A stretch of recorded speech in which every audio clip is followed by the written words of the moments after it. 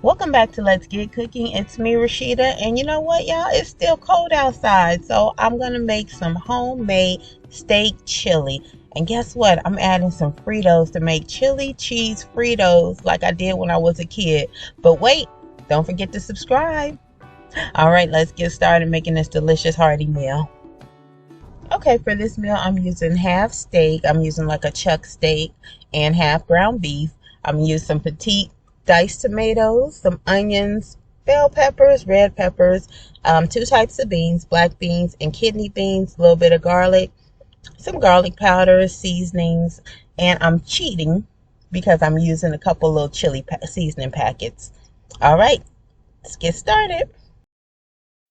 I love that this is a one pot meal, so I'm going to do everything all in one pot, dump it all in there and just let it cook until it's ready. First, I'm going to start off by browning the ground beef and the steak. So I'm using about a pound and a half of each. So this would be almost 3 pounds total for a big pot of chili, so it'll last a couple of days. And I have like a 80-20 ground beef, a little more fat for the flavor. And then the chuck steak has a little fat on it because that's what makes it tender. So I add these to the pot and I just want to cook those first, brown them, and add my seasonings. I'm adding in some seasoning salt, some garlic powder, a little bit of salt and pepper, and a little bit of smoked paprika. And those are my main seasonings. And you want to season liberally because you always want to definitely make sure your meat is flavored. And you want to start seasoning from the beginning. So once I brown my meat, you see where it has all that little extra fat. I'm going to make sure to drain that off before I add the rest of the ingredients. But just taking a few minutes to ground the ground beef and the steak together.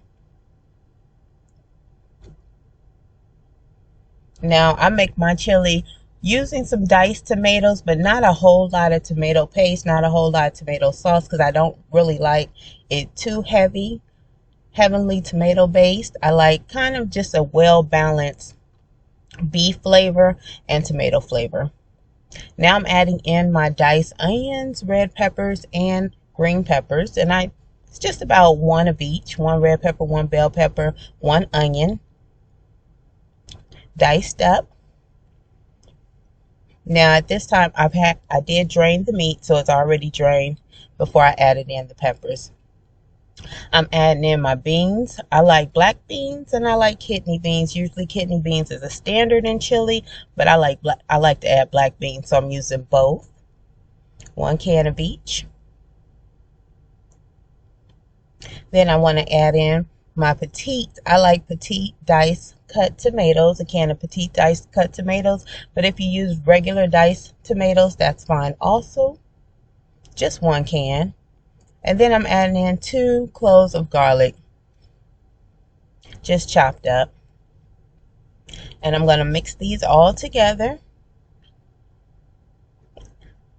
This is a fairly easy meal to cook. It doesn't take long. The longest process is the cooking process because you want to let all the flavors come together, cook together.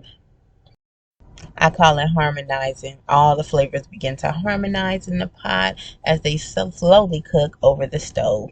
Now here I'm adding in 2 chili packets. You just get those from the store. And this is it's a little cheat sheet, but that's okay. You can cheat a little bit sometimes. So in addition to the chili packets, and I'm adding in 2 because it is 3 pounds of meat. So if it's like 1.5, that would be just 1 packet of chili mix, but I'm using 2 because it's 3 pounds of meat. And then I'm gonna add in almost 2 cups of beef broth. That's everything in the pot right there. So once everything is in, I'm gonna definitely give it a good stir. Make sure everything is well combined, evenly spread, evenly distributed. And then I'm going to let it come up to a boil on a medium-high heat. And once I see it come up to that boil, then I'm actually going to lower the heat and then let it simmer with the top, and I'm going to place the top on and just let it cook.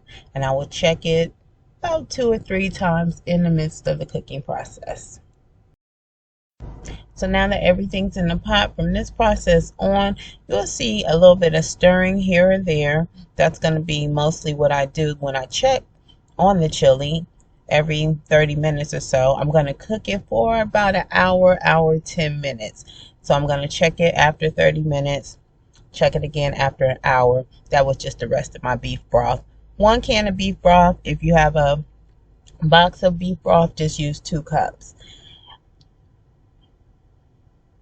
And I want you to see the process, because right now everything looks like it's just in the pot. It's not really, it's not chili yet. Everything is just dumped in a pot, but it has not really taken on that chili look, that chili flavor.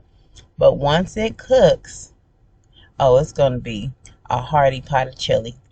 What I did just add at the end, and it's just because I had some, was some Worcestershire sauce. I call it the W sauce. So I just added about 2 to 3 teaspoons of the W sauce, because anytime you have steak, it's okay to add a little Worcestershire sauce to your dish. That just brings the flavor profile up a little bit. So now I have that little rolling boil, and that took probably about 5 or 10 minutes before I got to this point. Now it's starting to come together, but it still has some ways to go. So it's about time for me to just place the top on. Not fully covered, but mostly covered. I'm leaving a little air vent. Okay, after 30 minutes, this is what the chili looks like. The steak chili is definitely starting to blend, combine, harmonize. It's starting to look pretty good at this point. However, it's still not ready, but I do want to stir, make sure nothing's sticking to the bottom. So I'm going to give it a good stir, just for about a minute or 2.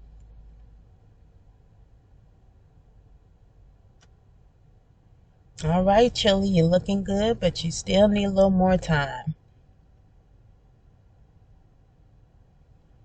And then, of course, once again, I'm going to replace that top, leaving it alone and letting it cook for the duration for another 30 minutes. Then I'll check it. At that point, it'll be just about done. And here we are 30 minutes later, camera magic, and there it is.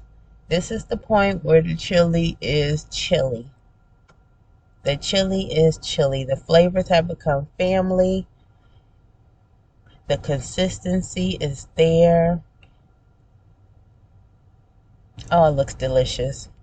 Now, so funny that normally I eat my chili with cornbread. Love cornbread with my chili. Some people, they like to eat chili over rice. Tell me how you eat your chili. But I always eat mine with cornbread. But today, I'm being a little nostalgic. And when I was a young one, when I was a child, we used to take a bag of Fritos and put some chili in the bag and a little bit of cheese, and we used to shake it up, and they call it Chili Cheese Fritos. That's how we started before they had Chili Cheese Fritos. So that's what I'm going to do tonight. Add a couple of Fritos on the side of my chili with some cheese, and I like to top mine with a little bit of red onions and some sour cream. Thanks for coming in the kitchen. Thanks for cooking with me. As always, I appreciate you watching. Appreciate you tuning in. I do hope you try to make it. And let me know how it comes out. Make sure you leave a comment. Until next time, have a blessed day and a blessed week. Take care.